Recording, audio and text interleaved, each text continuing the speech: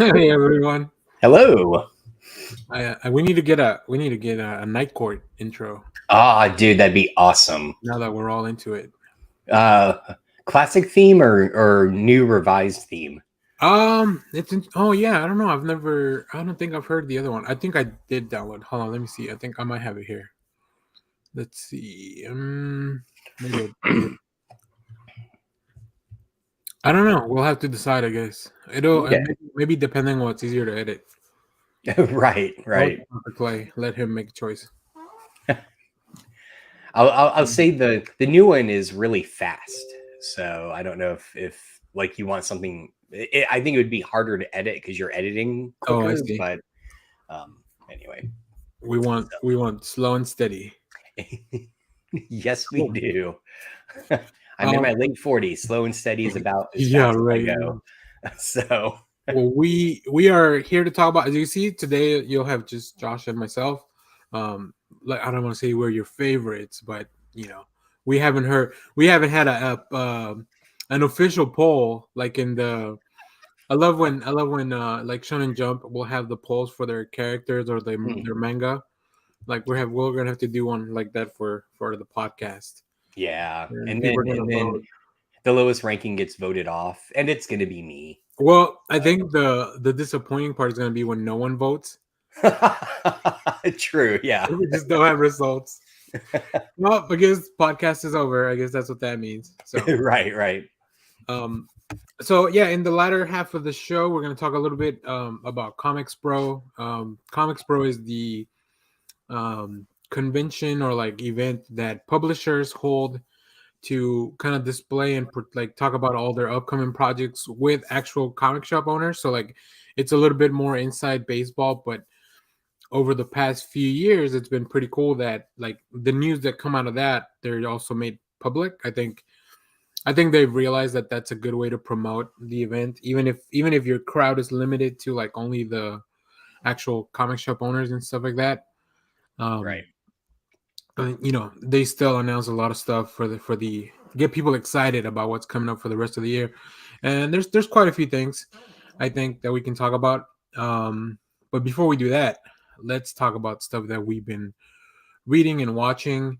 I will say we will save any Ant-Man and the Wasp Quantumania talk for our next show whenever everyone's back. Yep. Because And definitely we do want to talk about it. We've all seen it in a timely fashion, which is and for those keeping track, I actually saw it. So yes. there you go. So it's rare that we're all ready to talk about it now. So that's very exciting. But I guess we will tease you with this overall. Josh, you want to give it a thumbs up or down? Oh, Okay, let use two thumbs so that way okay. you have a little bit more leeway. There Okay, we go. Yeah, there we go. interesting. Yeah. I'm gonna do one of these. Oh, well, Just you like liar. You said I couldn't do this, and now you're all like this this. one. This one's abstaining from voting. That's why you. That's why. That's why you can use two hands. So it's like Okay, you know, okay. it's a little more nuanced than I'm just a I straight up miscalculated up or then. down. Um, But okay, cool. I'm excited to talk about it. I think there's definitely a lot to talk about in that movie. yeah, I agree. Um, and hopefully also by then I'll have watched Cocaine Bear. Uh, and Really, I really want to see Cocaine Bear. It just looks like so much fun. it's getting good buzz from what I've seen. Like I think I feel I was talking to some people yesterday, and like I don't know that we get movies like that much more in the theaters. Right. Kind of like a middle of the road, not franchise, not like not really. This one, the I guess the biggest thing it has kind of going for it is it's supposedly based on true events, whatever that means. Yeah. Um, Which, it's funny. The last thing, it feels like a very 80s movie. And I don't mean that in terms of style, but I mean just like in terms of like, yeah, this isn't based on a franchise. This yeah, isn't a retread of anything. It's just like here's a whole new unique thing. I think the last time we had this, and I'm not saying this because it's going to be comparative, but it was like Snakes on a Plane, yeah. right? So um I Somebody don't know. somebody mentioned that on their review. I was looking on Twitter, and they said like it's like Snakes on a Plane and something else combined. I was like, oh, that's a good.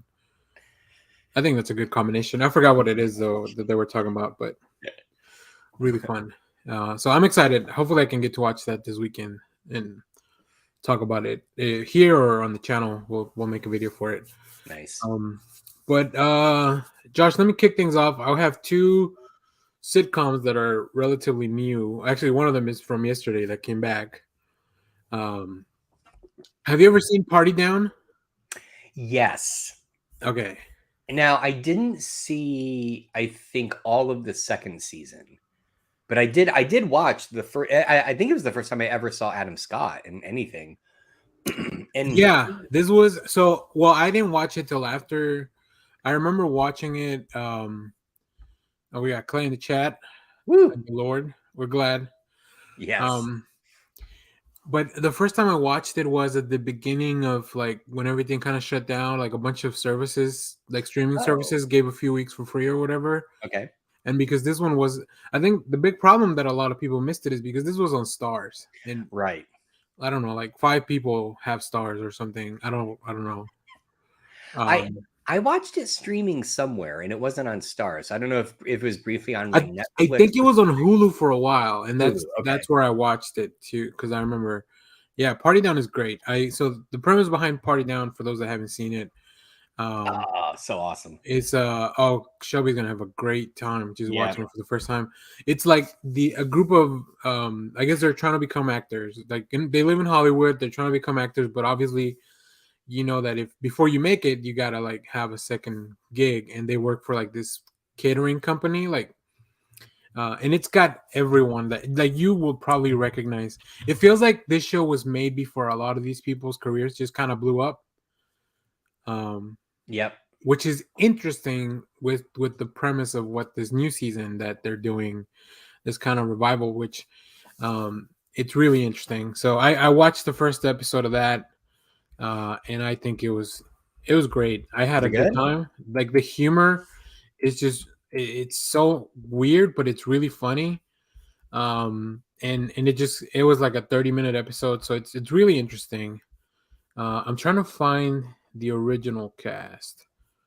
Well, um Lizzie Kaplan didn't come back. I know that. And I hadn't realized that this was a Rob Thomas joint. I was reading oh an oral history of Party Down, and I get, and so then suddenly, for some reason in my brain, I totally separated the actor that plays the like California pretty boy. yeah. I know him in Party Down, and I know him in Veronica Mars, but I didn't realize it was the same person. Like I just didn't put two and two together. Oh, I didn't know Um, he was in Veronica Mars. I never seen that show, so I don't know. oh, dude, it's great. It's so good. And yeah, and as Clay said in chat, Paul Rudd. I think in this oral history I read, Paul Rudd was supposed to be the Adam Scott character. He was going to play That makes sense. Henry. Yeah. So here, let me. This is the original cast. So I mean, like I said, you probably recognize everyone that's on there. But let me pull up their names. So we have Adam Scott, of course. He's kind of the main character. Ken Marino is so funny too. And Like Marino, so great. he's like the supposed to be the more serious character that's kind of not serious at the same time. Lizzie Kaplan, of course, from Now You See Me Too fame. Uh, or Masters of Sex. that's right. Yeah. Ryan Hansen, who's the yeah, he's kind of the California pretty boy that you were talking about. Martin Starr, Yeah, of first thing I ever saw MCU him in. fame. Yes. Jane Lynch, who also went on to do a bunch of things, including probably Glee was probably the biggest thing. I think she left the show for Glee. Yeah, and Megan Mullally, um, so who Will and Grace and Parks and Rec and just a bunch of awesome stuff. So And it's so funny how many people, like Jane Lynch and Mullally in particular, are really playing against the types that they normally play, yeah, which just makes it somehow funnier because I think they were probably the best known of the cast at that time. I think so. Yeah, I Now, think did so. they both come back for the They were revival? both in the first episode. I don't know how long they'll stick around. I feel like it almost feels to me like the it's not like the Arrested Development revival that you kind of had to shoot everyone separately. Like Right. they're definitely able to get together and all that stuff. But it does feel like Oh, we have a very limited schedule time with everyone, so um but they did introduce what's her name? Jennifer Garner. She's in this new season. Jennifer Garner is? Yeah, yeah, Wow. yeah, of Electra fame. Uh Electra fame. and also what's his name? He plays Cyclops in the X-Men movies. Oh, James Marsden. Marsden, I think. Marsden, yeah. Yeah. Really, really fun stuff. Clay in chat claims there's no season 4 and 5 of Arrested Development.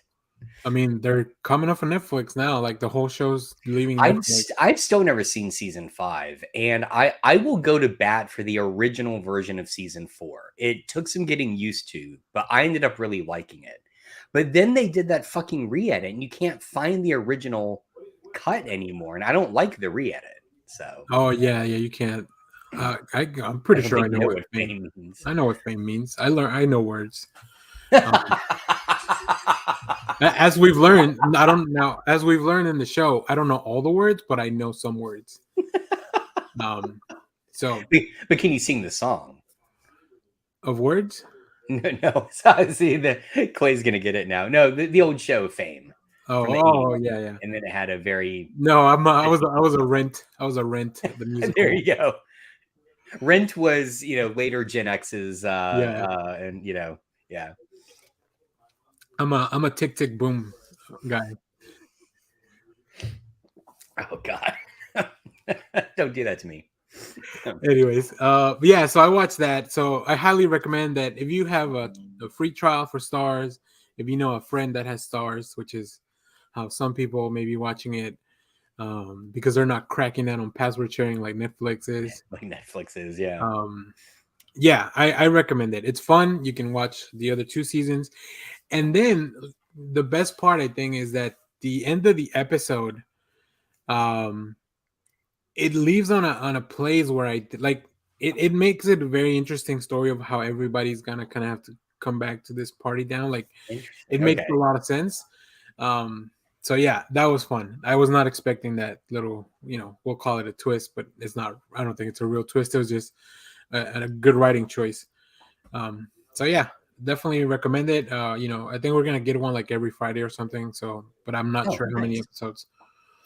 But I'll be logging it along on the Marathon TV app that Josh recommended. You can follow us there. I still I have to like it. download that and sign up. I love the user face. Like the interface looks cool. You can log in things by seasons or by episodes Oh, nice. individually. You can rate individual episodes. It's pretty easy to operate, and it looks very sleek. I don't know if it has a desktop platform yet. I haven't looked into that. I hope it I'll does, so I check. can do that. But the other thing I'm watching is Animal Control, which is a How new. is that? I've been seeing kind of It's fine. It's okay. fine. I really like what's his name? Jeff Winger, Joe Oh, McHale. yeah, yeah, yeah.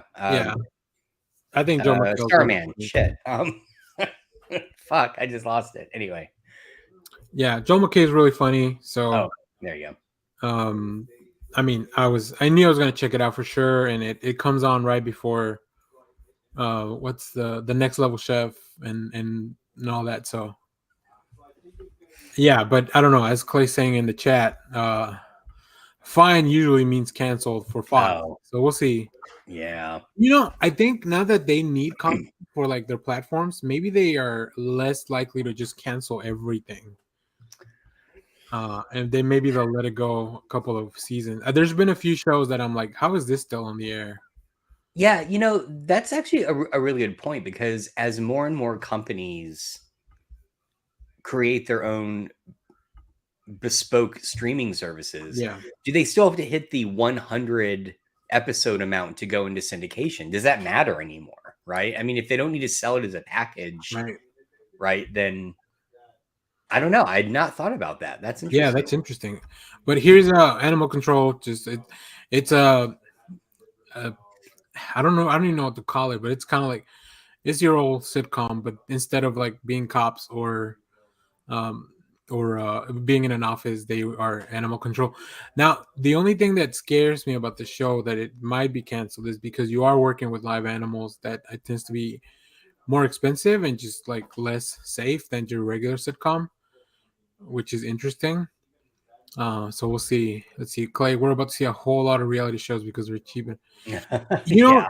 I know yeah, that's definitely part of it, but I don't think you're not selling a service. I think Warner Brothers and their merger and everything that they just did proved that you cannot sell a service just on reality shows alone. You need like substance to like. Well, you true, because in my heart of hearts, I agree with you, Danny. But also, I was just hearing a report that once later this year, the merger is done and they wrap the Discovery Plus into Mhm. HBO Max.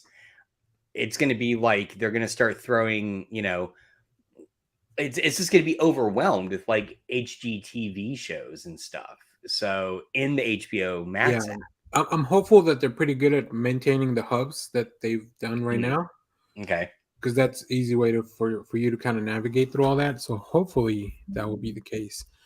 Um, but yeah, that's the main stuff I've been watching. I'm trying to think if I watch. I don't think I watched anything else that's noteworthy as far as movies or anything. I will watch. I will say for those that have been, there's a few movies I want to watch, like Infinity Pools now on video on demand, and Knock at the Cabin, the M Night Shyamalan movie, is also now on demand. And I don't remember if I talked about watching Tar. I think I did, but if you haven't seen Oh, that, it's on Peacock. Holy shit, what a great movie!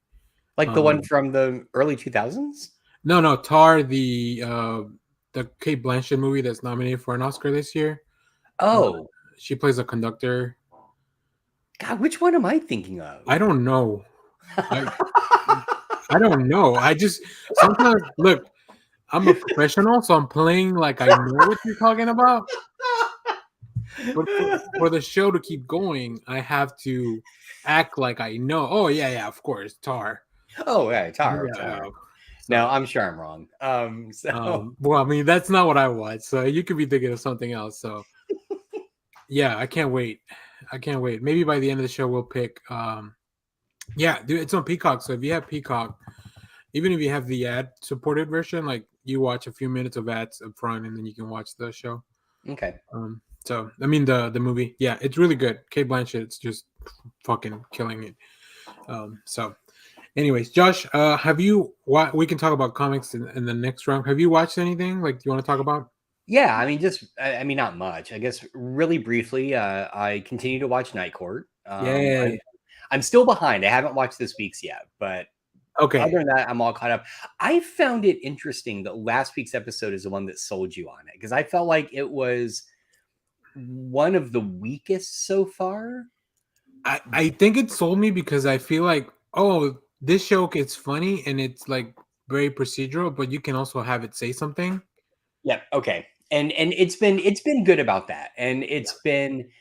I feel like if it didn't do that, because that was at the pun intended, the heart of Reinhold Weege's original Night Court, right? Was that Okay. it could get serious. It could have Yeah. a commentary as goofy as it got. And I really like that they've brought that along as well. So okay, Mhm. so I that makes sense now because that was the part I liked the best last week. Okay, good. Yeah, Yeah, yeah. I think the episode overall was still pretty goofy, but like when I realized that, okay, and I'm thinking like people that made the decision to renew the show, they probably saw a few more episodes. They had a little bit more information, and I right. was like, okay, they can probably, let's give them another shot to do this. So, yeah.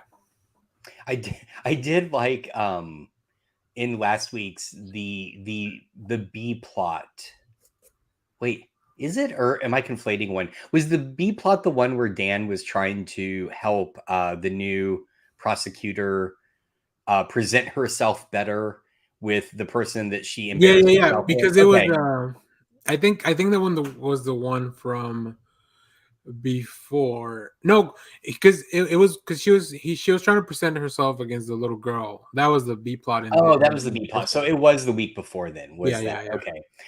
That whole bit when when he explains what he did to embarrass himself, I had to show like Hazel because it killed me. It slayed, and it's just so nice to have John Larroquette back on my screen. I feel like it'd been way too long. Yeah. So essentially, Night Court. I'm going back through my Letterbox diary here. I did finally watch Wakanda Forever, and I finally watched the Weird Al movie. I did that a couple weeks ago. How did you like Weird Al? I liked it.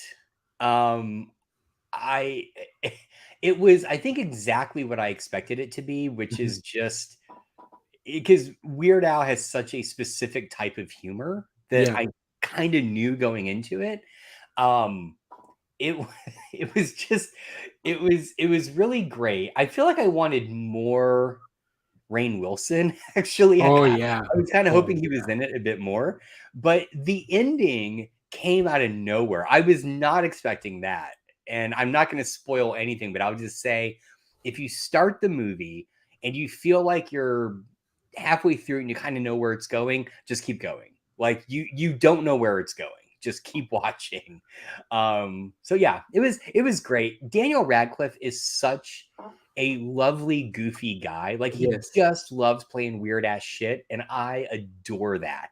I just ever since Swiss Army Man, I'm like, he will literally play anything. He does not care about being a star. I Yeah. think he just cares about enjoying himself, and that's really nice to see. I'm very glad that, despite all the whatever, the Harry Potter of it all, like Yeah. that kind of set him up to do whatever he wants with his career now. Yep. Same with like Robert Pattinson and stuff, like with Twilight. Like I think those franchises, like it's like they paid most of their dues up front, and then now for the rest of it, they could just do whatever. So Man, it's amazing. yeah, Yeah, I'm really, really happy to see to see that. yeah. So, If um, if you make it to the pool party scene and you're still not into this movie, I think then maybe it's yeah, not for you. yeah. So I'll say that.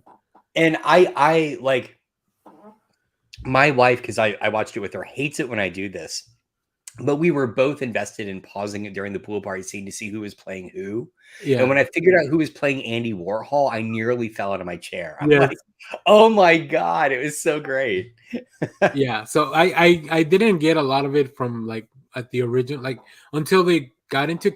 I was more interested in like okay, I know this actor, I know them, but who are they playing? So it was kind of like the reverse for me, as opposed to like Oh, right. I got I you. didn't Yeah. recognize a character who they were supposed to play, and then kind of figure out. So yeah, that was neat. That was yeah. But if you get to that part of the movie and you're still not in, like I feel like the movie's just not gonna.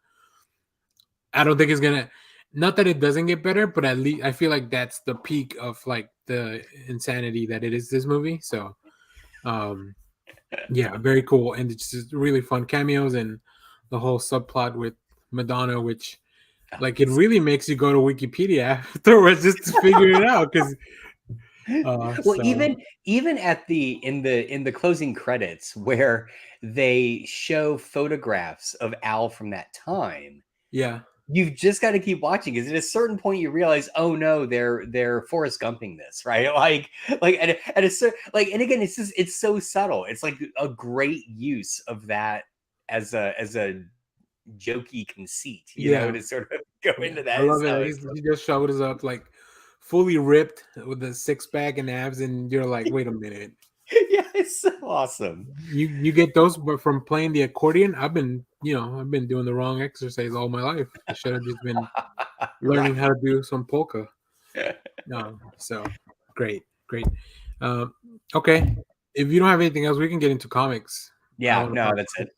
because it's a magical time, Josh. But I'll let you go first, and then I'll jump in. Holy shit, man. All right. Well, this is my stack from the past 2 weeks. Trying to. All All right.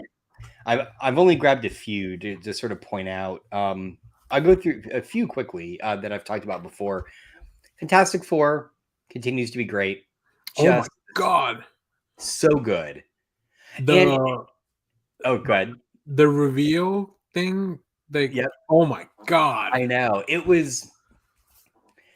It, it's I kind of I feel like this book is in a lot of ways an indictment of Hickman's run, right?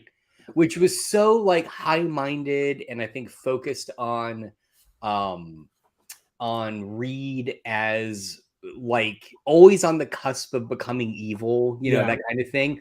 And this book is just like it's just fun, but it's still going to present them in a more less black and white way, right? yeah, yeah. So I don't know.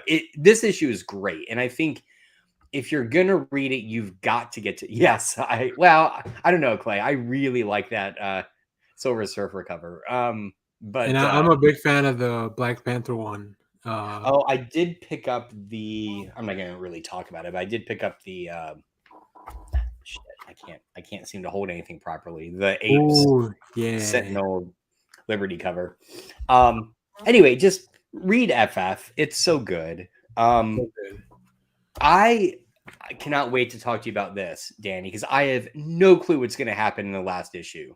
Dude. Oh my god. Yeah, no, I was so excited this week or like during the week Ryan Brown where like he tweeted out like I'm working on the last issue and he just put a preview of like 8 centuries or whatever. Like that's the time gap that is going to cover Yeah. and like it's going to be oversized. It's going to be Oh, really? Okay. yeah. Oh Now, my god. this got picked up. This got optioned, right? Yes, For a series. correct. As I'm reading it, I just keep thinking, like, I almost want it to be 8 episodes. I don't want them to drag all this stuff out. I almost kind Mm, of want like each issue, it's like a little period of time, right, as it goes forward. I But I can see don't that. know if that would work in a series format. Yeah, that's interesting. Huh. Yeah, I don't know how they would do that. Like they might have to be different lengths episodes, but I think they could do it. But if it just keep it at 8, Yeah. um, Or I could see them doing like a denomination of 8, like 16 I episodes. And feel like they would have to keep on yeah. the theme. But what I don't want is we get the first season and it's just the first issue. Right? Oh yeah, no. That's what I'm a little concerned about. You So know, you know what I'm thinking, and this might be like a slight spoiler for the first couple of issues. They could also flash back to flesh out more of the barkeeper. I get the bartender. I'll just right. say that. I'll just leave it Yeah. at that. Yeah. But I guess it also depends on how the series ends. I wonder if he's coming back in the next Yeah, issue. he has to. There's no He's way got you to, just throw right? that out Is it? there. Yeah.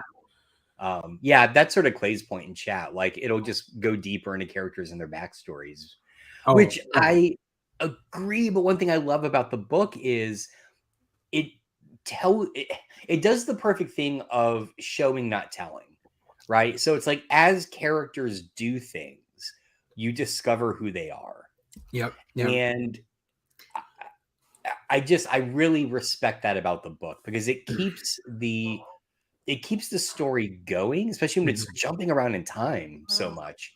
Um, it keeps the story going, but it's never you're not getting these like lore dumps, you know, you're not Yeah. getting these, you know, it stuff happens and you're figuring it out on the fly. So Mhm, mhm.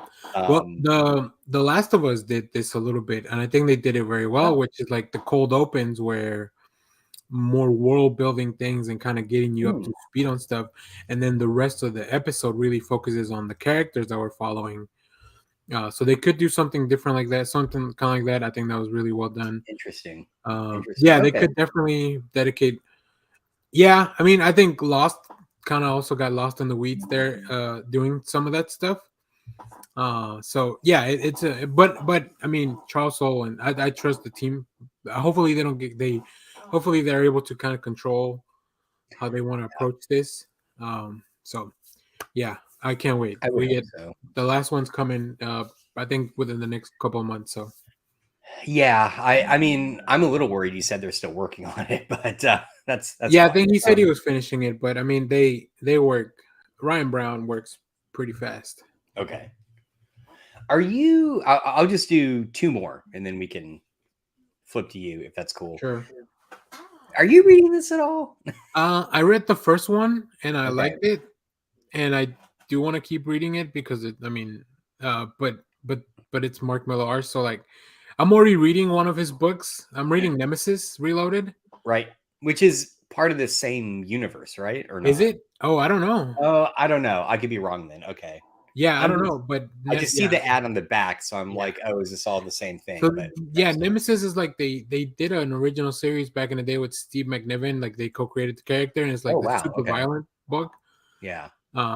So I'm enjoying it. But yeah, I wanna check this one out. And I mean, at $2, like I don't mind picking up a few and then going back and reading That's it. kind of where I'm at, but this issue, I just I'm having a uh I've said this on the show before. I'm having a when they remade Cape Fear with De Ah, Niro moment in the fact that I really don't like the main characters.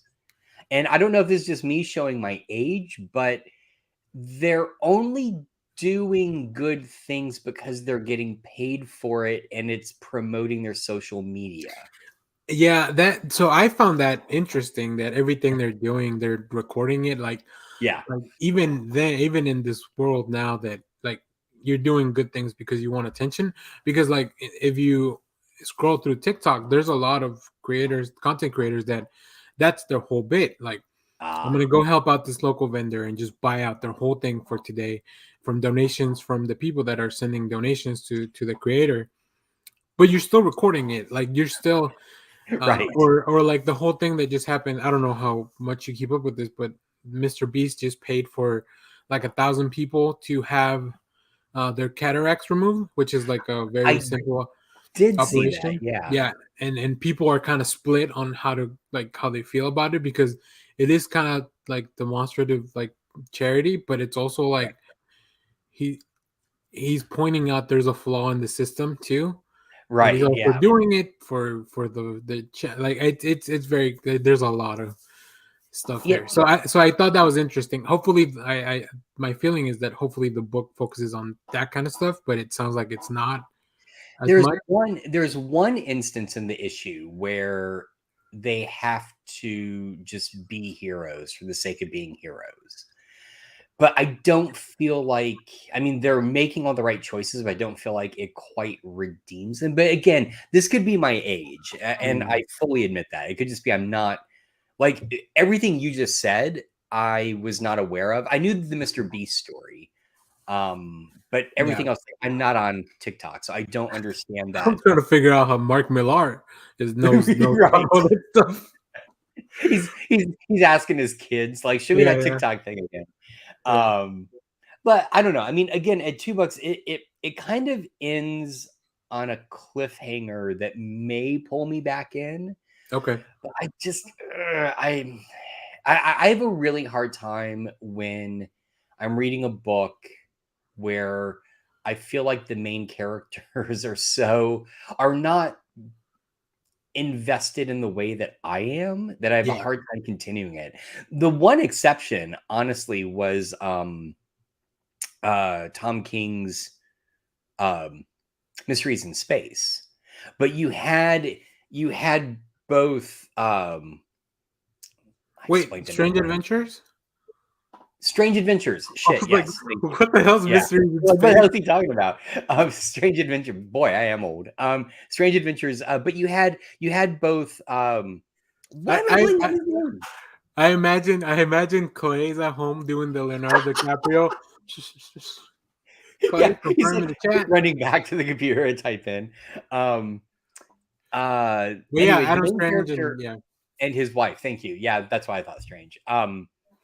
That you have both of them, and so they both kind of act as that moral uh yeah, dichotomy, right?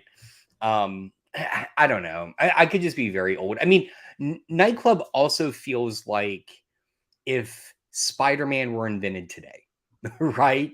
yeah. This is a contemporary teenager. So and that's fine. So anyway, I all right. mean, also they're vampires that wear luchador masks. So like, Right. come on. I still can't figure out how the hell they're out during the day. That is established in the first issue. it's like, oh, we're wearing a mask, so it's cool. But I'm like, oh well, I don't know that it I covers don't think that's how everything. that works, but I could Yeah, because then you'd have vampires out in day all the time, just fully clothed. I mean, yeah. I don't know. It was very weird. I think I'm gonna wait till like whatever the first arc is resolved and then check it out. Yeah, I feel Hopefully, like it's bound to be either 4 or 6 issues with yeah. how issue 3 ends. And then just real quickly, I'll just say, total surprise. I picked it up purely based on the idea, which is, what if there were an exclusive housing community for all of the killers from 1980s horror movies?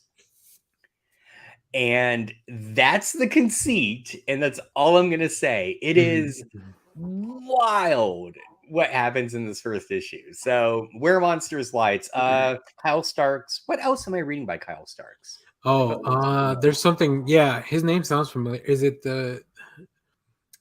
I think I hate this place. Is that Kyle Starks? Oh, yes, yes. I Hate This Place. He also did The Thing Under the Stairs? Yeah, No. something like that. Yeah, He's yeah, yeah. very That's what yeah. it was. I knew there was something else I'd read by Kyle Starks. Really, really great. So if you are a fan in particular of 80s slasher horror, yes, exactly, Clay. You know what? The HOA comes up. I'm not lying. So The only thing scarier than all these slashers from the '80s is homeowners association. right, right. So anyway, definitely check it out, Where Monsters Lie, and then Yeah, I'll you hold brought on. it up in the chat like over like I think maybe this week or the past week. Yeah. And my buddy Mike had also talked about it on his show.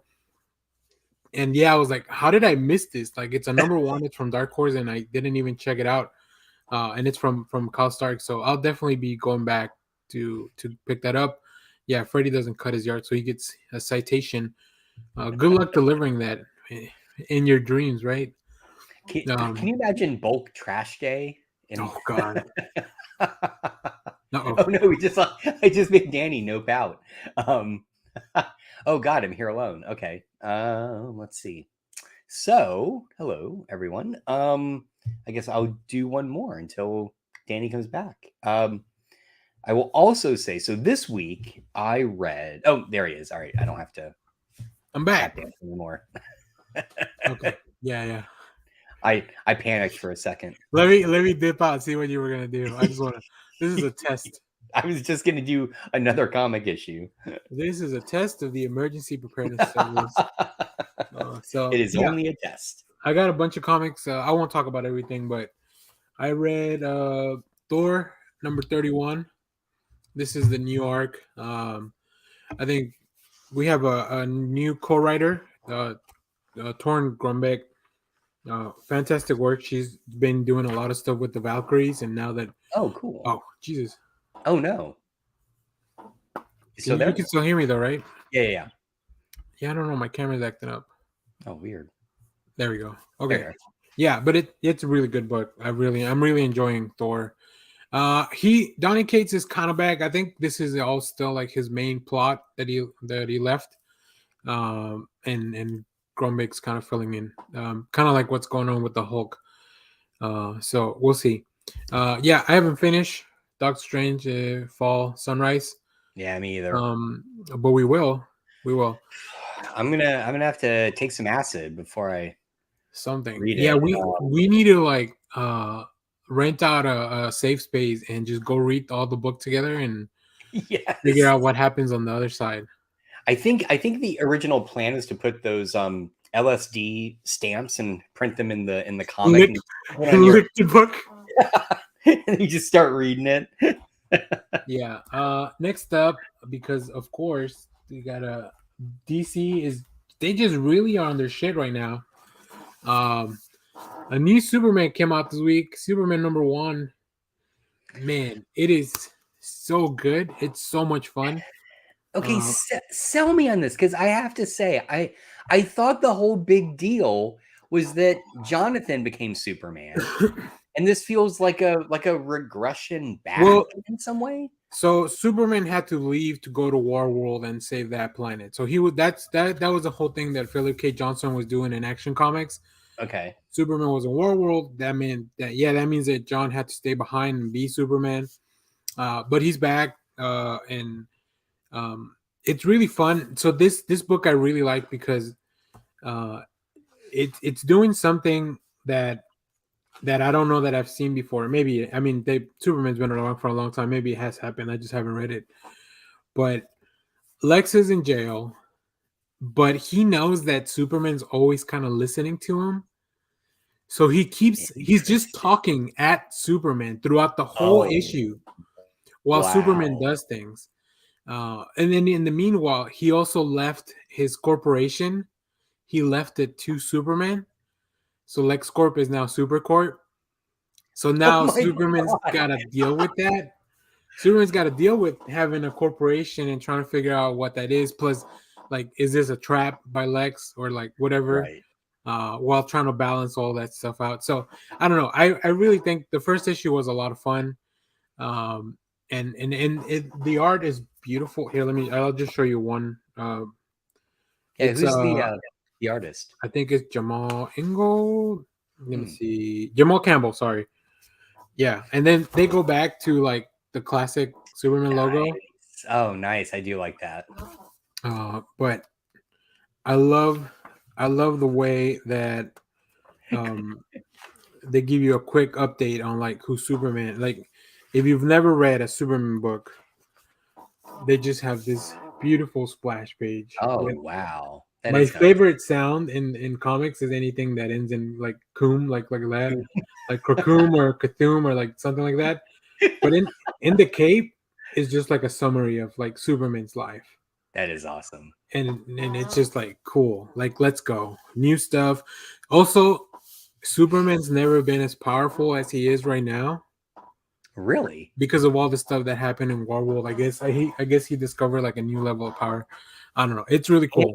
and apparently a suit that he likes to wear when he's getting it on with Lois. So, Oh yeah, that's so funny. That was so funny.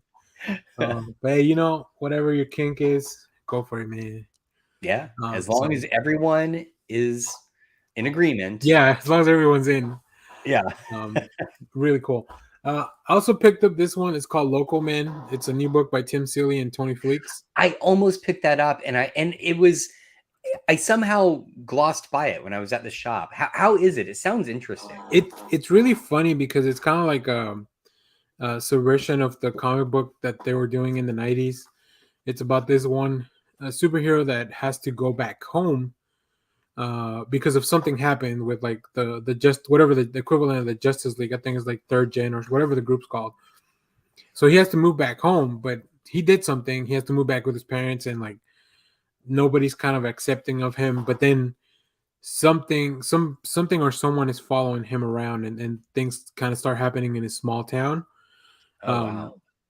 so yeah, it's interesting. And then like his old group shows up to serve him with a subpoena because he used the he's not allowed to use any kind of like his old powers or whatever. So I don't Ouch. know. Jeez. It's interesting. I think I'm gonna wait for the trade, but I think I like both creators. I think Tony Fleeks and Tim Seeley are really good at doing this type of stuff.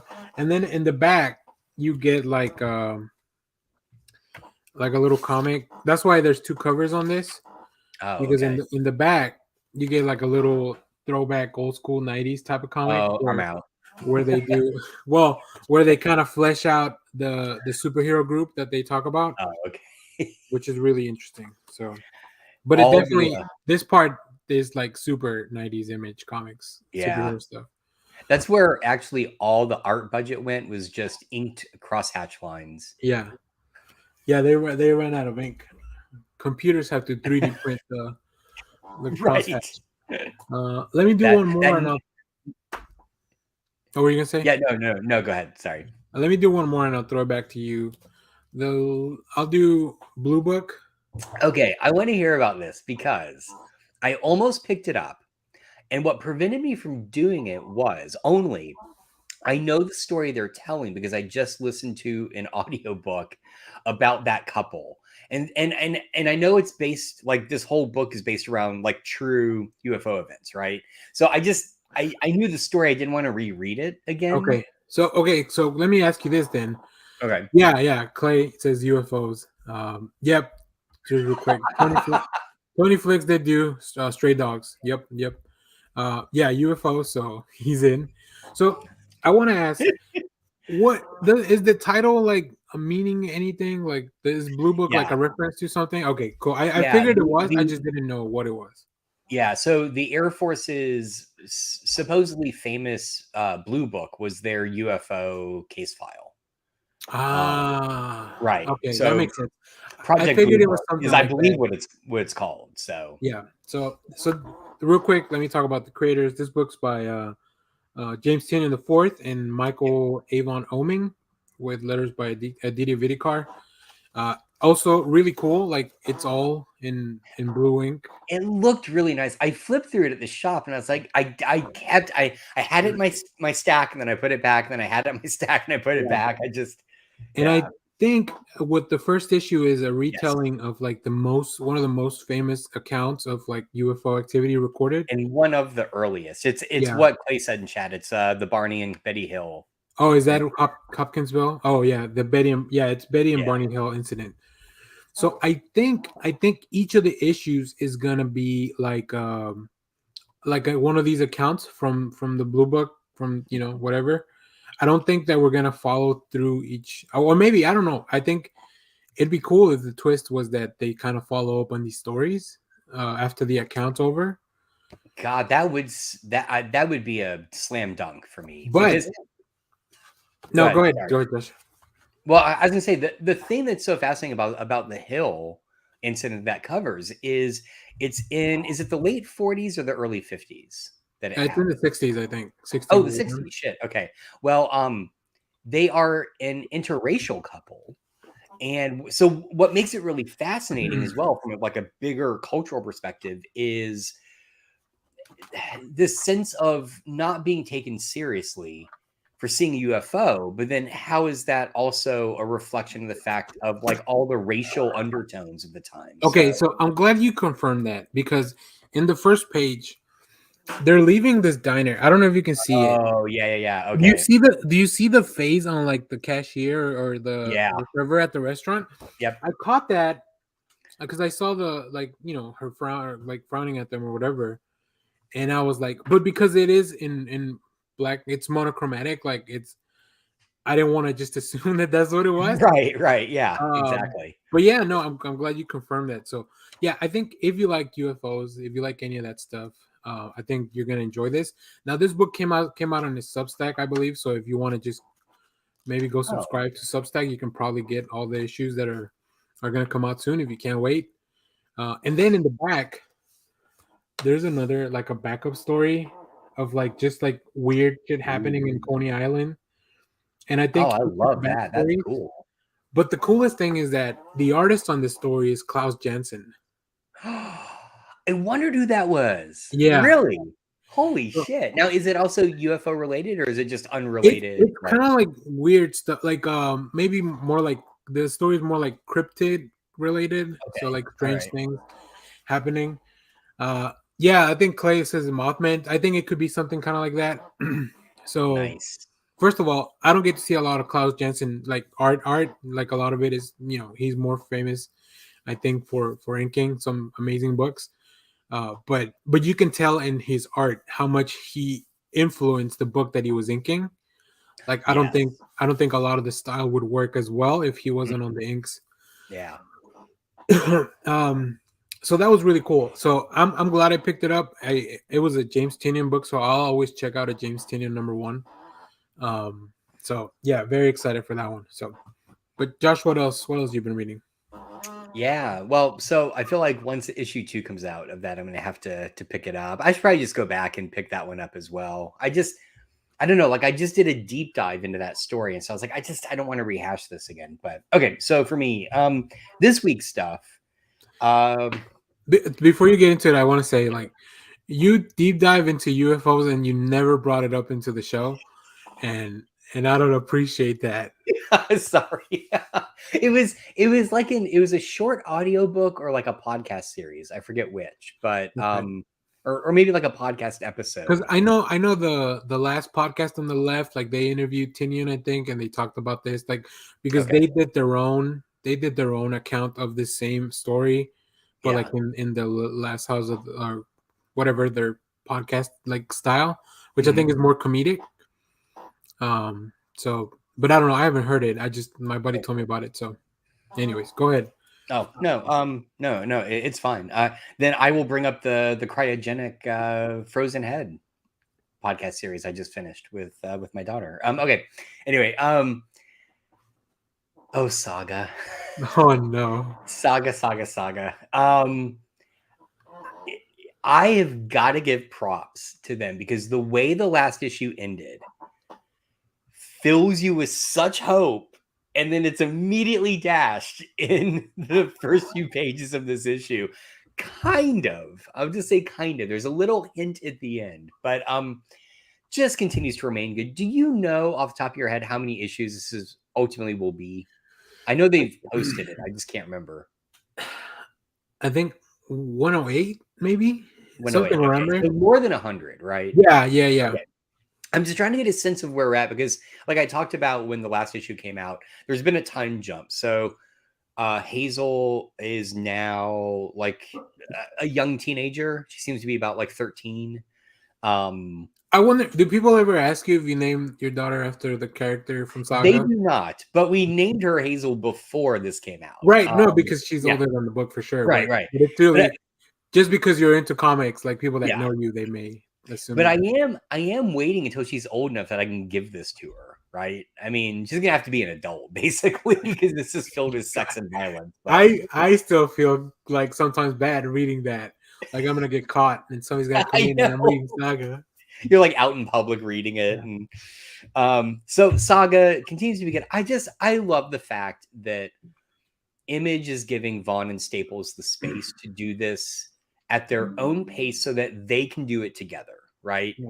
They're Yep. not doing the thing we saw with Starman way back in the early 90s where it was all plotted out, but because it was on a strict schedule, they would bring in like different artists and then ultimately Harris left, like just let the creators do it. And so Yeah. I really like that. Let's see. I also continuing to read Junkyard Joe, which this is the second to last issue. So Okay. what seems to be happening, and this always worries me a bit because as you know, I hate feeling like I have to go to a different book to continue a story. It's just a weird thing with me. Is I think this is going to go to a new book to continue this story. So we'll see what happens. But the thing I really like about this is until this issue, it's really not an action comic at all. It's very much a small, intimate comic about PTSD and a retired cartoonist and these kids that move in across the street Yeah. and dealing with a loss. And then this issue comes along and suddenly it's like, oh, fuck, like the stakes just really ramped up. So I'm kind of intrigued to see where it goes, but it's been a solid hit for me. Every time it comes out, it's usually one of the first 3 or 4 that I read. Nice. I picked this up on a lark. Moriarty, the Clockwork Empire. I almost picked that up too. You what? I almost picked it up too. I saw it, but I already had like a big stack of books. I'm like, I can't do another one. So dude, I don't know how to feel about it. So I bought it partly because my daughter's new obsession is Moriarty the Patriot, which is The Shonen Jump manga. Yeah, she loves it's it. good. Yeah. I read the first volume. It's really good. Yeah, she digs it, and so I was like, oh, Moriarty, I'll pick this up. So if you're really into steampunk, Okay. and you're really into thinking about how, like, let's go all in on taking late 19th century popular literature and just jamming it in with steampunk, then you will like this. And I will say one thing I really dig. So it's not just Holmes and Watson. It is also Jekyll and Hyde. There's somebody in here who I don't know, but it is apparently the wife of Jesus. I just blinked on it. Hang on. I just noticed that Moriarty is like an acronym for something. Yeah, no, dude, I got done because I was like, "Where's Moriarty?" And then I realized, oh wait, that's an acronym. Yo. That's right. And then the widow of Alfred Noble. Okay. And so what's kind of interesting is this is clearly an alternate history, because in this history, Alfred Noble dies and had planned to set up the Nobel Peace Prize with his fortune, but his widow instead stops it and is using his fortune to do something. We don't know Oh. yet what. Jekyll and Hyde, you still don't know are the same person, which is, and so here, I'll back up. I'll say this. The thing I really like about this book is it's very clear the creators have read the literature it comes from, because there's a lot of callbacks to it that will just kind of like roll off your back if you haven't read the original Stevenson story, Jekyll and Hyde. Even some stuff with Holmes and Watson. So I liked that about it. My biggest complaint, and I will confess this is a minor complaint, I love and hate the art. Okay. And the reason why, so the art is very good, all right? But I also feel like the art is designed for a larger, almost like a magazine format, and that's Oh, I why see. just Yeah, that like the big look at the gaps big gutters. top and Yeah. bottom. Yeah. And there are portions of it that are just nearly impossible to see what's happening because it's just so dark and the Oh. line work is so intricate. Like I almost wanted a bit more starkness to it. Like this whole sequence in uh Oh Jekyll's lab. yeah. Just I mean, it's really difficult to tell what's going on. Especially with the like the little like the lettering looks pretty small It too. is, yeah. Yeah. So that's not in his favor. I will give it props though. It has a poster in it, which I haven't That's seen that since cool. I was a kid. So that was kind That's of pretty nice. cool. Yeah. So if any of what I just said sounds compelling, I say pick it up, give it a try. Maybe break out the magnifying glass, but let's see, I should give credit. It's written I, by I think I'm gonna check it out digitally instead. that's probably a good point, especially if you can zoom in on certain Yeah. panels. And that's really a big thing. Like a lot of the reason I prefer it digitally is because like this old eyesight's not what it used to be. So like if I don't want to be in a suit. I don't want to have like a setup of a lit room to make sure I can read my comics where I can read anything with my iPad. So interesting. Well, and I did kind of read it under lower lighting than usual, so that may Oh, have also I impacted my thought you were gonna say under duress. under duress. Yeah. Now I do also, and I just realized I've read something else this artist had done. So the art is by Stevan Subic, and that name looks familiar. And I'm trying to remember what it was. Shit. Written by Fred Duval and Jean Pierre Picot. Well, let us know in the chat if you recognize that name. That's interesting though. Yeah, I'm gonna I have to saw look it. it up.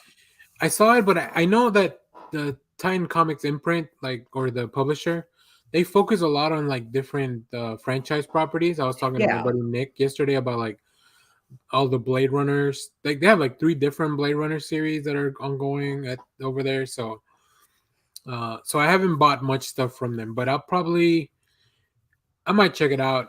But it did remind me that I need to get back on Moriarty the Patriot because that one's really good. So Well, and it just came back, right? I According to my think so, daughter, yeah. like the new like season has started. So Yeah, it was on a break, so we'll see. okay. But cool. And then should I do my pick of the week right now, or do you want to wait? Let me show you some more, and then Yep, I'll you go right ahead. Yep. Okay, so real quick, I bought some facsimiles that came out this week. The first appearance of the Punisher, Amazing Spider-Man 129, which What? yeah, they reprinted this week. What? But why? I mean, they usually do these Italian stuff. So what is the Punisher showing up in? You know, I don't know, but I know that John Barenthal's coming to Dallas Comic Con in the Oh, okay. summer, Yeah. so maybe I'll have him sign it. Nice. And then also so this one makes more sense that they reprinted Wiz Comic #2, the first Shazam or Captain Marvel. So yeah, really interesting. It's a beefy book, like it's a long. Yeah, they were those Golden Age books were long. They were like usually at least 48 pages, sometimes upwards of like 60. Yeah, it's got a bunch of stories in it too. So the funny thing is also that it suffers from the same that you were just talking about with Moriarty, that the gutters are really wide. Yeah. So like I wonder if these were more for a magazine format and then maybe they just ended up doing a comic. I think Golden Age books were slightly bigger. Like Oh, they were a slightly larger format. that makes I sense. could be wrong, but that's what I seem to So yeah, recall. only one of these stories is about Captain Marvel. Everything else is like not about Captain Marvel. So, but this one's definitely because the movie's coming out soon. Right, right. Um, also, I read the new Captain Britain. Oh, I thought you were going to show that Oh one too. no, that what is that one? The Oh, I didn't see Avengers that. Kang. Oh, I didn't see that one. Oh yeah, it came out last week, I think. Oh, I might need to go back to the shop see if they So have any of those. yeah. Cool. Anyway, I like sorry. that they're doing these facsimiles because I'll never be able to own the original. No, I agree, and they really truly are like I go back in time reading the ads. I love Yeah, the ads, and so anyway, I'm sorry, Danny. Go ahead. real funny. The other day I was at Titan Comics and I guess somebody had just Jeremy had just acquired the what is it? Incredible Hulk 141, the Wolverine issue, Oh and wow. he had it around and he just hands it to me like, "You want it?" They're like, well, not like you want it, but like you want to buy it, and it's like $3,000, and it's not even like it's not in good condition. It's missing pages, but the fact that it's still priced at that much, like it just goes to show you. But that was it was kind of cool to just kind of hold it for a moment. We're like, and I was like, no, I don't have this kind of money to drop in here, but yeah, a new Captain Britain. Tini Howard's still writing the character. This one, it's a little different than all the stuff that she had been doing with Otherworld and the fantasy kind of stuff that was happening. But I don't think it's different enough. I don't know. I'll have to give it another issue to see if I'm really enjoying it. But the fact that they did show a Captain Britain, that's a T Rex. Oh, I thought nice. that was cool. Um, what's So the the ancient Earth spirit of Britain was yeah? a dinosaur. I love it. Oh, what's the Britannica Rex? I think is the name of the character. That's Really amazing. funny. I thought that was funny. I almost picked that up, but I just Yeah, haven't and found I, it yet. I like if you're like, it's fine. I think it's fine. Unfortunately it didn't get me as good as I wanted to. The one that did get me was the Immoral X-Men. I'm just having so much fun with all this sense of sinister, dumb stuff. Like it's dumb, and I'm sure like it's not gonna matter because they're just gonna once this is done, it's just gonna probably reset again because Hickman gave us the big reset button that can do anything. God. Um, but I'm having such a fun time because Kieran Gillen is just a fantastic writer. Um, Punisher War Journal Base #1. This was a book written by Torrin Grumbeck as well. This actually is a book about the Punisher before he became the Punisher. Oh, well, maybe that's the reason they put out the Oh, maybe. Yeah, facsimile because that's his first appearance, right? So yeah. So this book actually focuses more on like him trying to deal with the trauma of coming back from the war and trying to figure interesting. out how to be back as a normal person living at home in a suburb. Huh. So it's really interesting that I think the Punisher kind of has been co-opted by a specific group of people that don't fully understand the character. Well, well said, sir. So yeah, I was trying to dance around those words, Yeah, no, but you did a good job. but this book shows you that the Punisher can be so much more than just That's interesting. yeah. So and it's just a one shot too. So like if they're doing these in between everything that Jason Aaron's doing in the main Punisher run because right now is I think it's like a crossover with Daredevil's coming. Oh, So yeah, very cool. So I have two more. So I'll say one for my pick of the week, and I'll talk about Godfell from Vault Comics. oh wow. I love the people over at Vault. Like they're just so good with like content creators. They're really nice. I'll send you guys this one to read because I think both of you'll enjoy the preview. Awesome. But the premise is that God falls down to earth, like God dies, falls down to earth. So in this fantasy world, now people want to like mine the body of this God for like its Whoa. So it's a little bit of we only find them when they're dead. If you, I don't know if you ever read that. Mm-mm. Okay, that was a very similar concept, but it's like in this fantasy world. And we follow this character that all she wants is just to go back home now that the war's kind of over. But because of this god, like everything's kind of into chaos. So it's really interesting, and it's got a fun mystery because we meet this other character that we don't know what's going on. It's by Christopher Sabella and Abe Hennessy. No, Ben Hennessy, and Tiona Farrell Tree. So yeah, it's really good. Cool. I did a review on the channel if you want more information. But yeah, Vault Comics has been doing some fun stuff.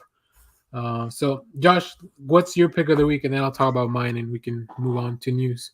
Perfect. Yeah. So the 3 books I haven't gotten to yet, I'll just briefly mention. Sure. Also, Fall Sunrise. I can't Oh hold yeah, it. Yeah. we'll talk. We'll probably talk about it if we understand it in a couple of episodes. Yeah, exactly. Dead Seas, number 3. How's that? You haven't read that one? You said. I've not read this one yet, but I'm enjoying the series. Again, Okay. it's like a gritty. It's like take. God, I just blanked on it. What was that old prison show? I say old, with the guy from the Flash. Oh, yeah, with Captain Cole, with Yeah, exactly. Both of them actually. Break, Prison Break. Prison Break. All right, so take that with Ghostbusters Oh, on a interesting. ship and just slam them together. That's basically what you've got with Dead Seas. So it's good. And then Black Cloak issue 2. This is going to be the deal maker or breaker for me. I read the first issue, liked it. I'm going to read this one and see if it still kind of sticks with me. I keep hearing people rave about the art, and the art is beautiful. Yeah, it's really, really good. The artist is Meredith McLaren. It's written by Kelly Thompson. So, yeah, it's got amazing yeah, it's from good stock. Cool. But my pick of the week, and I've been waiting for this, Superman Space Age number 3. Oh my God. Everyone, I cannot stress enough how wonderful this book is. It is, oh God, so it's Mark Russell, Mike Allred. How do I talk about this without spoiling anything? So, reading the first issue, I was already feeling like this is going to be a great Superman book. And then it kind of throws you for a loop because you start seeing the rest of the Justice League come in. So issue 2 deals much more with the kind of expansion of the world, right? But what's really key to it is set in the early 80s, and it's very clearly leading up to Crisis.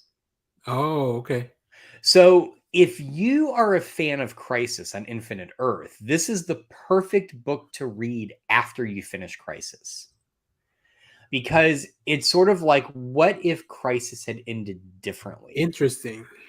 And it almost kind of makes you wonder, could this canonically be another ending of Crisis? Yeah, right? yeah. The way that it kind of ends. But that said, to give enormous, enormous props to what Russell and Allred have pulled off here, I would say the through line characters throughout all 3 issues are Superman and his family, Batman, and Lex Luthor. And so they each, as you read all 3 issues, they have a developmental progression.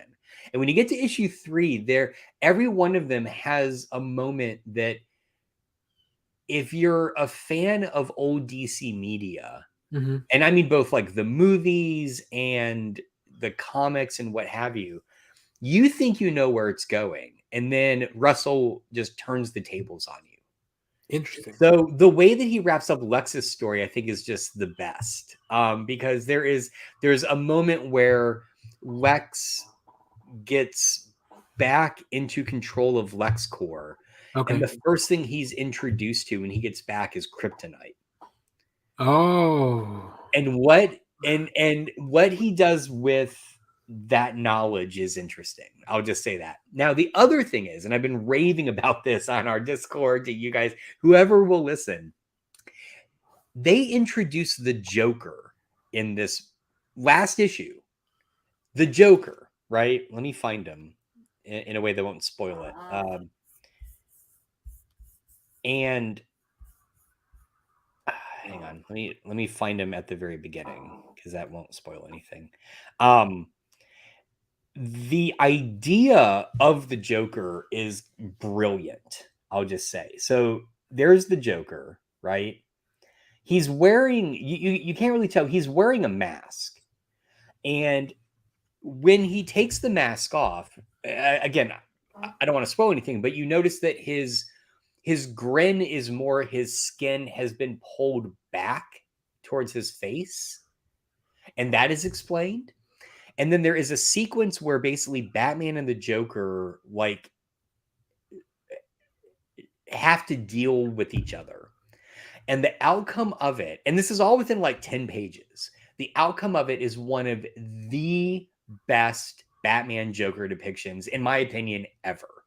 It just, the way that it gets resolved is so amazing. And yet still core to the story that Russell and Allred are telling. None of this is superfluous. It is all necessary. Okay.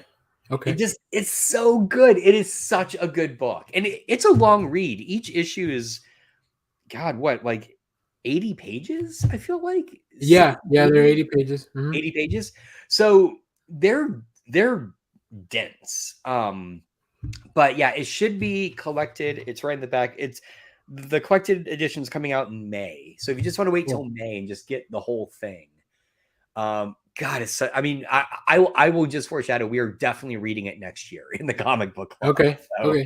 I'm glad because I remember when this book was announced, we talked a little bit about, I think Albert's probably one of your favorite, if not your favorite artist, I think, right? So having his take on that. And I know when we talked about the first issue a few months ago, we compared it a little bit to Darwin Cook's New Frontier. Right. But it feels like it kind of became its own thing very quickly. Yep. Which I'm very glad to hear. So yeah, I can't wait to read it. Yeah. I can't wait to read it. I'm very excited. Every time I talk to someone and they tell me how much they love the comic, like I want to move it to the top of my reading list, but then I end up with like all the books once again out of order. And so, but yeah, I'm excited for that one. Well, my pick of the week is not as large as 80 pages, but it is about 60 pages. Okay, that's pretty big. It's the Batman One Bad Day Clayface #1. This is written by Colin Kelly and Jackson Lansing with art by Ceramico, Germanico, Romulo Fajardo Jr. on colors and Tom Napolitano on letters. If you follow Tom Napolitano on Twitter, go follow him because he talks about like his process for like doing the word bubbles of this book. Oh, nice. And if you can tell, like they shift around kind of like Clayface would, and then whenever he becomes more of a solid person, they become more solid word bubbles. That is awesome. That is really cool. So cool. This book follows Clayface.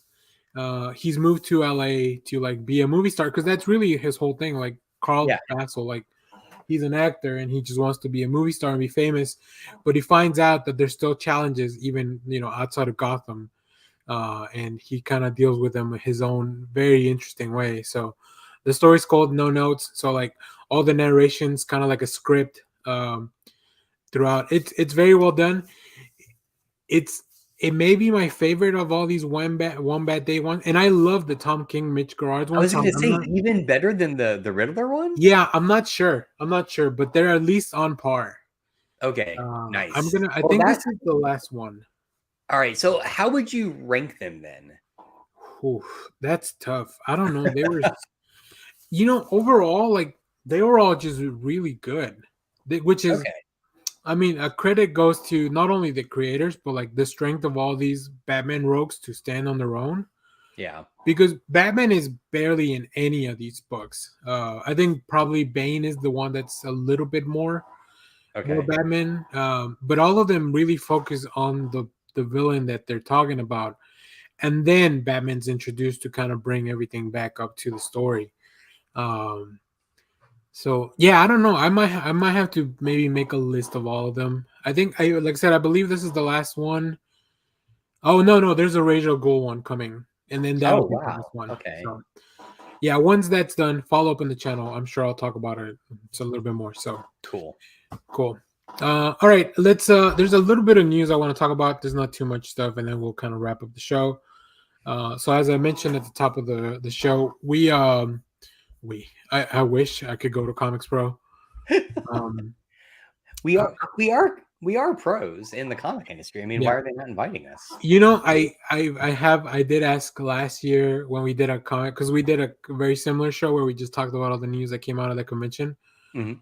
And I talked to the owner at my local shop, and I was like, "Do you ever go to these things or anything like that?" And I was like, "I mean, because if you don't go and like you can go or something, or if you want to send a representative, you let me know and we can arrange that.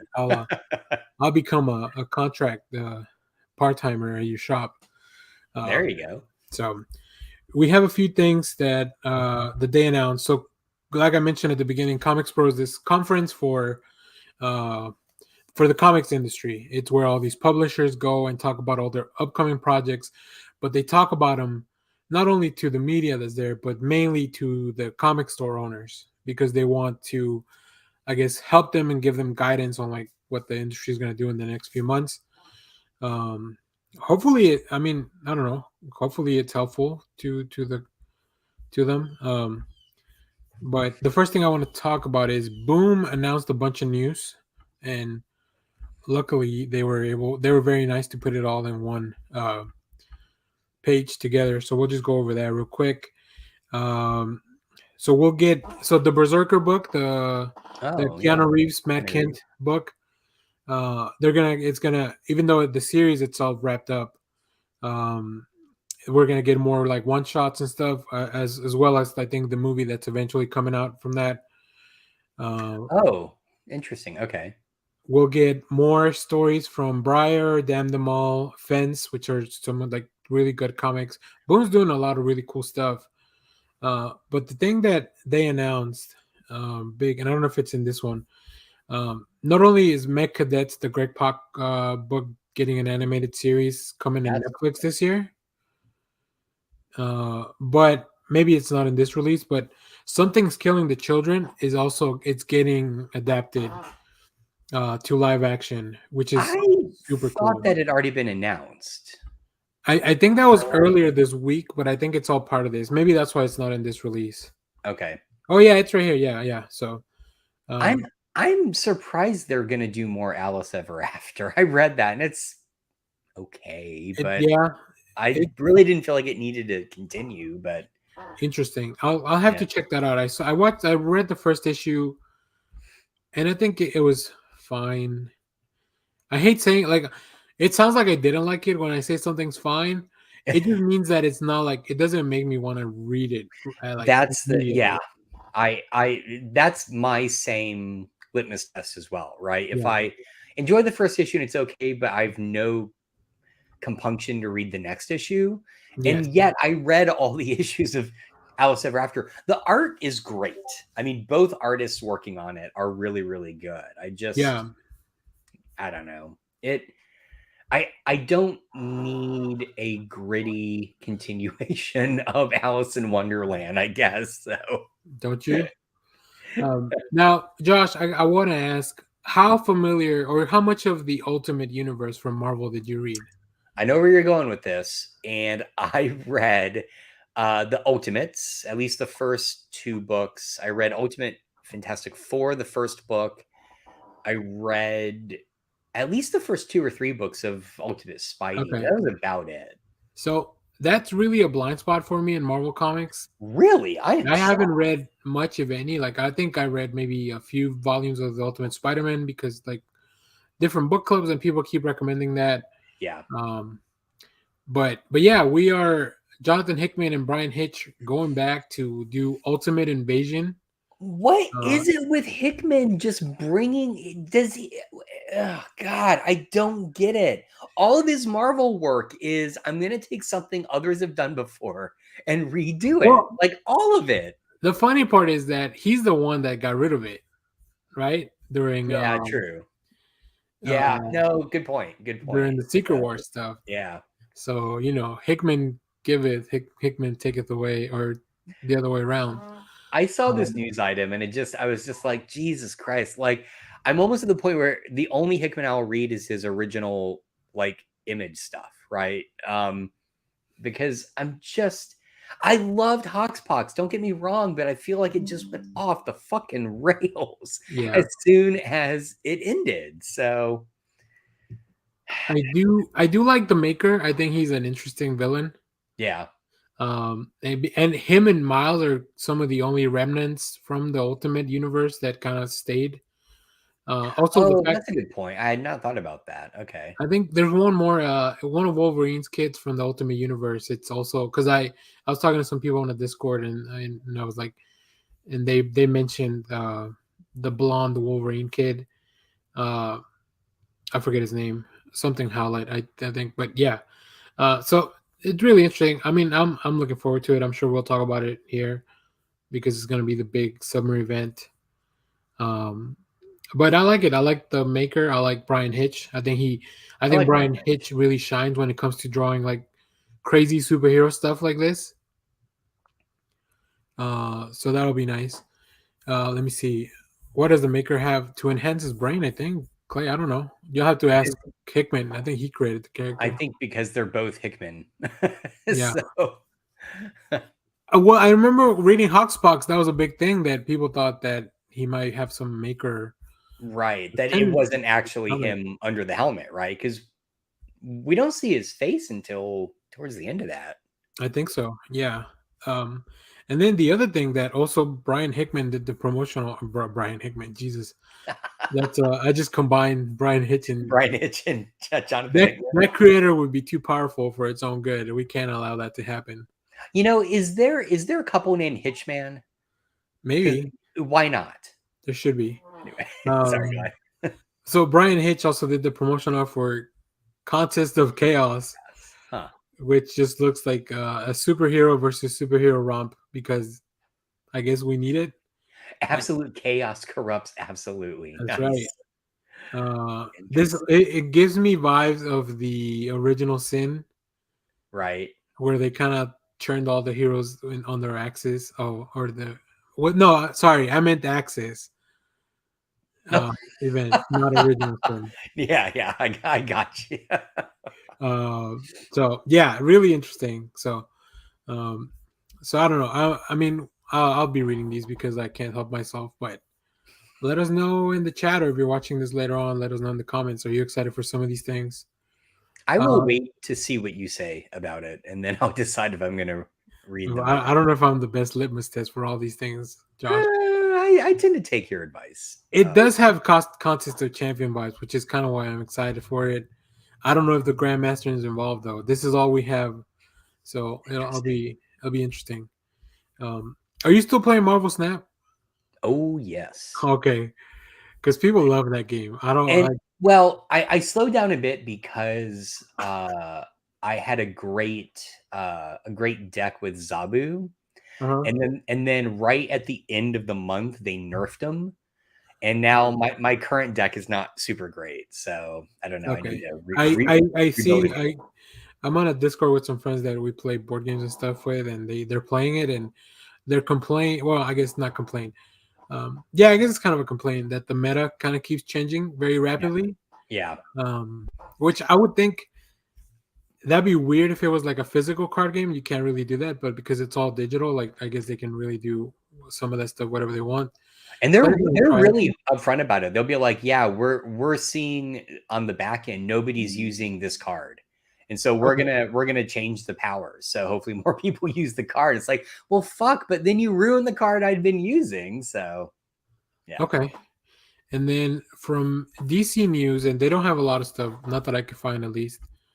But I'm excited because they are okay. bringing Night Terrors and manga. So Night Terrors is, I think it's a new series that they're gonna do, like horror based.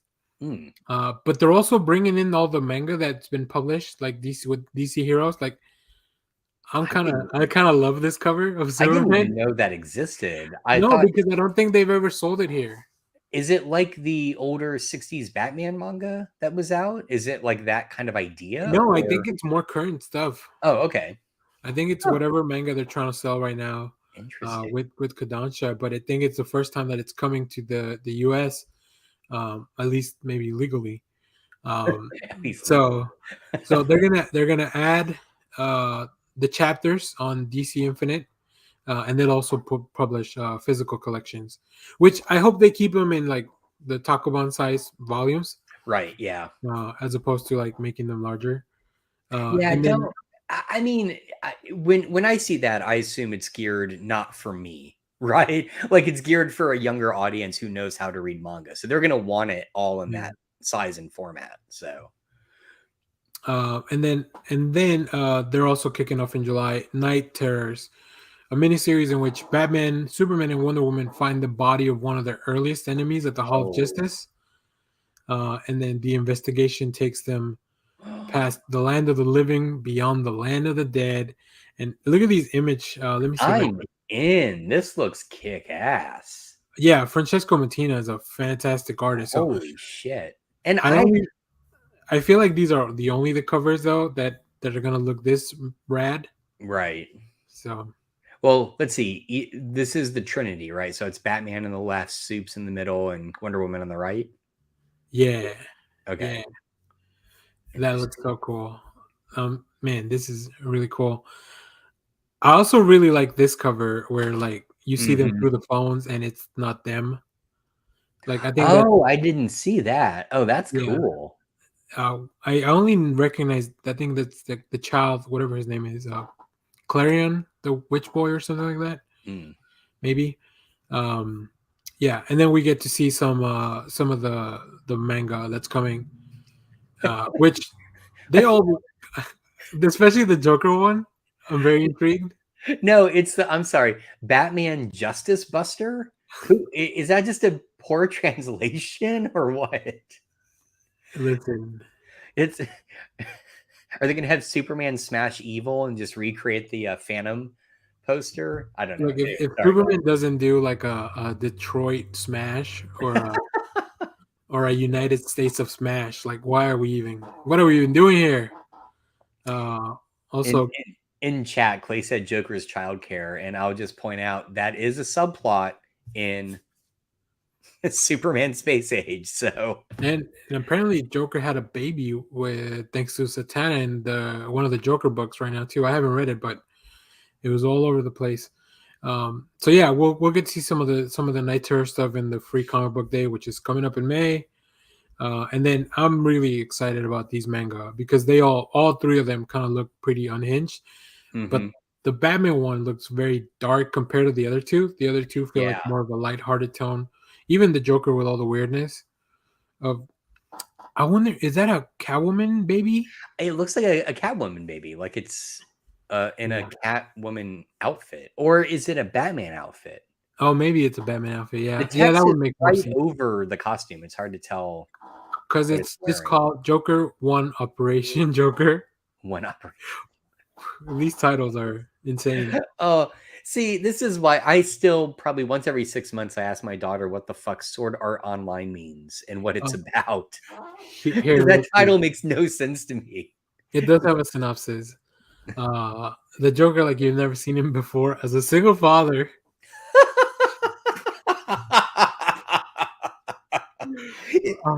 Is this a slice of life? Is I- this like yeah, yeah. I hope it's just like I don't know if you've ever read Way of the House Husband, yes, I was just about to bring that up. but So with Joker, like he has to retire from Joker doing Joker stuff. it's Very just similar to very similar to maybe the Harley Quinn Joker that we're seeing in the animated series, where he's more of a he's a stepdad now, and so really interesting. Clay is not on board with this idea. Hey, different audiences love different things, Clay. You know, like this is not originally for an American audience, so I I'll like how the I'll check it out. the Superman manga is apparently just his Instagram feed.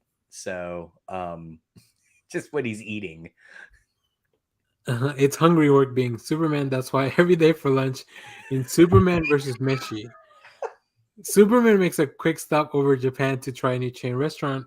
Whether it's a hearty bowl of curry in the conveyor belt, sushi, the Man of Steel loves to indulge Dude, if these are just slice of life, if these are, I love slice of life manga. Like, I think one of the best genres you can read. But As much, but here's the thing that cracks me up. Every one of these books is going to be like 400 pages. It's like, how do you turn that into 400 pages? hey, they had a whole anime or a whole manga called Food Wars, so they can do it. And Oh then my God. let's read the Batman synopsis.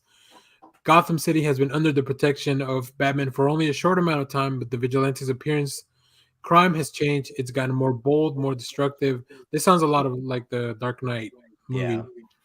As Batman tries to rise to meet these Huh? new threats, he develops a computer system. Robin's a computer. That's pretty cool. Oh, Rising criminal. it's illustrated by the people that did Ultraman. Uh, Okay. That makes sense. I'm sold. So that's funny because Huh. the other ones I guess the creators they do list them here, but Ultraman's a catchy name, so definitely you would want to Right. mention that. Yeah. Oh, that reminds me. Wow, that's dude. I would read. Look, Clay's joking. I would read the shit out of this. In this issue, Butcher Gold does some of my favorite moments in comics is when they're just doing like normal Yeah. people, like everyday stuff. Read Ambush by Clean Grout in issue 2. Again, I'm kind of there for that. I Yeah, would, Clay, you know. stop pitching this to us and go pitch it. Go write a script, uh, and send it Oh my over to God. But no, DC. no, I totally agree, Danny. I mean, that's basically the conceit of the Hawkeye series, Yes, yes, right? So, and, yeah. and of course things are gonna have take a turn for. It's funny that there's no Wonder Woman manga. I would have thought they could have made like a Sailor Moon style type of manga with Wonder Woman. Oh. Um, look, look. I'm telling you, Clay, you need to like save these pitches and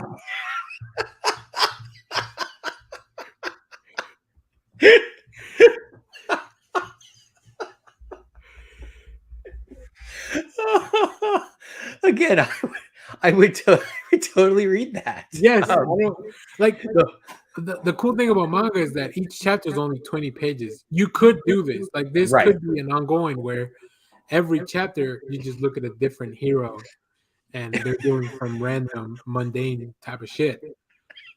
Like Literally, in the case of Matter Eater Lad. yeah. I would love a like one issue where it's just like somebody just sitting in traffic. Like that's it. They're just Oh, that's it's a awesome. team of a killer croc. Gold, baby. You got gold, Jerry. Oh God, I can't. Uh, Oh Jesus. okay. I think this is a perfect place to end this because I don't have any more news. We've talked about all the comics that are fit to print. Yeah, I and then the turds come to life for some reason, and they have I to fight mean, them. that's my nightmare fuel. Oh, I thought you were gonna say that happened to me last week. Well, I wouldn't announce that on the show. That's for the pre-show, exclusively for our Patreon. Great Um, segue, Josh. You're a master at this. This is why we Thank pay you. you the big bucks. That someday someday we could do this as a side hustle, as the kids say. Yes. But yeah, we're doing some changes to the Patreon soon. We've talked about a few things. We're trying to finalize what the tiers are going to be. So yeah, you can see one of the things we're going to do going forward is that before when we do these shows live, we have a few minutes backstage before the show. So we're gonna actually record some of that stuff and then put it on the Patreon at a certain tier. So go check out our Patreon. We'll have all the links in the description of the video. Go check them out. So if you're a current patron, we'll definitely.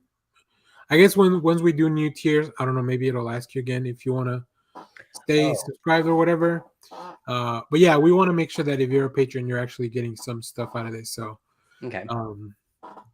Stay tuned for some of those changes. We also have a few kind of new shows. They're not going to be as regular as this one.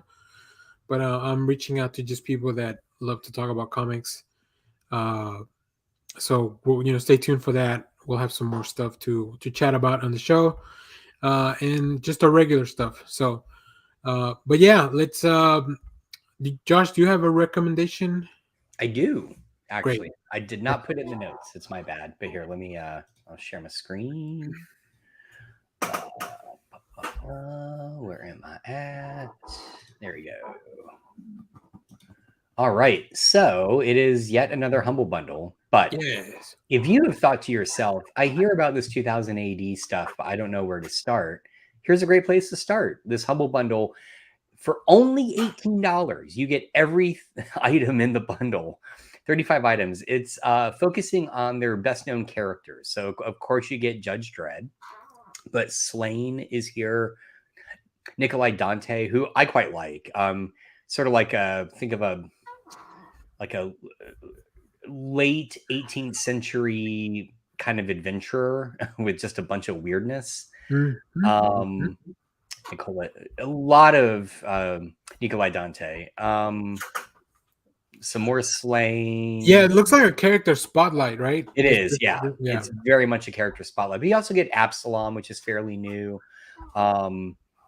Devlin Waugh is also a little new. Nice. But yeah, it's a really great place to begin if you don't know where to start. Okay. With 2000 AD. So again, $18. You can't really beat that. That's beat I it. mean, yeah, very cool. All right. Well, my recommendation is going to be multiple things because I'm very excited. So next week we get the launch of a few new series over at Marvel, written by some of my favorite people. Two of them are written by Stephanie Phillips. Oh, wow. Which is this one, the Rogue and Gambit series that's kicking off with art by Carlos Gomez. But yeah, Stephanie Phillips is writing them. And also the Cosmic Ghost Rider's back. Wow. Again, written by Stephanie Phillips with art by Juan Cabal. So I'm very excited for both of those series. And then spinning out of the dark web event, Hallow's Eve, written by Erica Schultz with art by Michael Dowling and Brian Reaver. This character is really fun because her power is that whatever Halloween mask she puts on, like she gains the powers of that. That's cool. So I'm very excited, and like I said, I enjoy the work of both of those creators and the people involved. So yeah, Did she wear a Trump mask? Oh boy, what I said superpowers.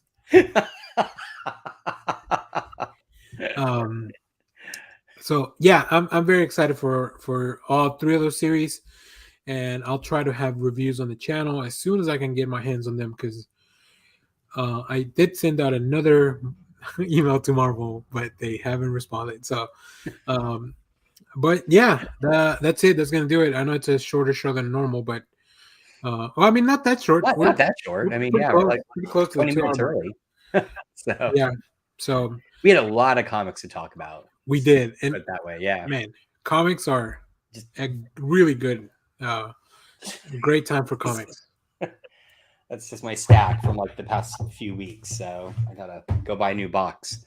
Yeah, good call. I'm loving these short boxes, these little ones. Like this is just what I use. I think I'm gonna buy the Miracle Man one. There's that one. There's a new Doctor Strange one with Alex Ross art. Oh, I wish it was the Tradmore. Tradmore. I would absolutely buy it if it was the Tradmore box. Yes. So. Come on, not even a question. Yeah. So, all right. Well, thanks everyone for watching. Thanks for Clay for being in the chat. Yeah, thanks, Clay. Hopefully, we'll get you and Kyle back soon, and we can talk about Ant-Man and Quantumania, and how is it a Fantastic Four film that should have been with the Fantastic Four? Anyways. Did you see my entire review of it on Letterboxd? Letterboxd? No, not yet. I should go check it out. Okay, yeah, go read it. It's one sentence. So. Oh, okay. Well, let's do a preview then. I don't think it's a spoiler, honestly. No, I don't think so either. Let's see. We are connected. Oh, I saw Clay's rating. Oh, and you're that's not too. Oh, let's see. That's good. I won't even. I won't even read it. I'll just think it's funny. Very nice. Go follow me on Letterboxd. Yeah, go check it out on Letterbox. And also, if you get the marathon TV thing, let me know. Yeah, I'm gonna install that shortly. Actually, Sweet. Okay, well, everybody that's watching still up to this point, thanks for watching. We have more comic reviews, trailer reactions, TV recaps. I'll try to get to a movie theater this weekend to watch Cocaine Bear so I can do a review for you guys. love it. I'm so excited. I'm so excited about that movie. And yeah, more stuff, all that stuff in the channel. So thanks for watching, everyone. Thanks. Bye-bye. And let's get out of Let's here. ride. Thanks, everyone, for watching. Twitter loves you. Oh, yeah. Clay? Hell, Bebo. Josh? Simon Center, get the fuck out. Yes!